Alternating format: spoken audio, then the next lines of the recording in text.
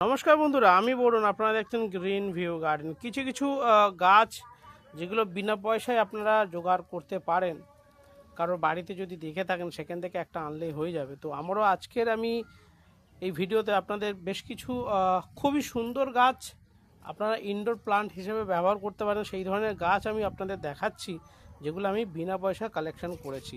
তো সবার প্রথমে হচ্ছে এই ড্রাকাইনা, খুবই সুন্দর দেখতে। নেক্সট যেটা বেশ কিছু স্নেক প্লান্ট আমি জোগাড় করেছি, 3খানা ভ্যারাইটির স্নেক প্লান্ট আছে আমার কাছে। তো প্রথমে একটা এই দেখুন, খুবই সুন্দর গ্রো করছে।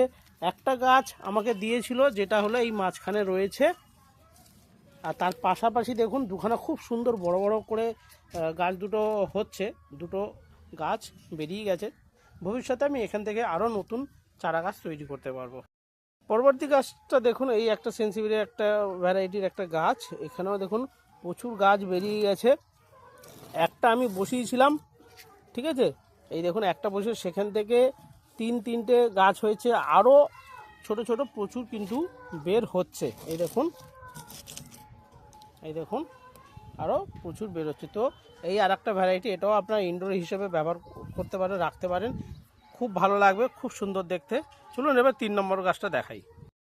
3 নম্বর যে গাছটা দেখাচ্ছি দেখুন, বিশাল বড় আকারে, দেখেই বুঝতে পারবেন প্রায় 3.5 ফুট হাইট হয়ে গেছে গাছটা। তো এইটা এত বড়ই আমি এনেছিলাম, এটা আমি বসিয়েছি।